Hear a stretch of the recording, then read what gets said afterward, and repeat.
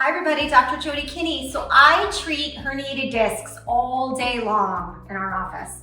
And lumbar herniated discs can be very debilitating for some of my patients. So I'm going to show you two of the types of adjustments that we do here when there's a herniated disc. The first one we call Flexion-Distraction. It's a nice decompression.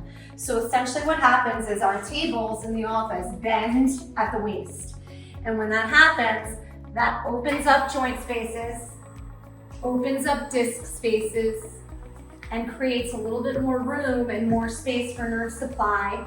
The nerves that actually exit out of the spine and go into the hips and radiate and shoot all the way down into the legs.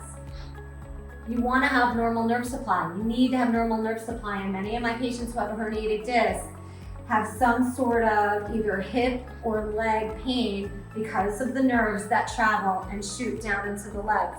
So Flexion-Distraction is one of the best ways that we can take the compression, that nice decompression, off of the discs, off of the nerves, and get healthier nerve supply. The next one is what we call a side posture adjustment. This is a way to actually get rotation and motion in the spine. So Joel's my patient. Joel, I'm gonna have you turn on your side and face me.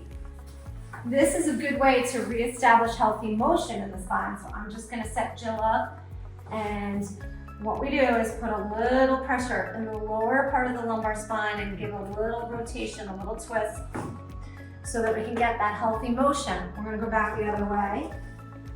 And that's the motion that you want. With a herniated disc, sometimes those joints get fixated, scar tissue can develop, the muscles can spasm in that area, and it locks up and you don't get motion, and that's the worst thing that you can have in your lower back spine is loss of motion.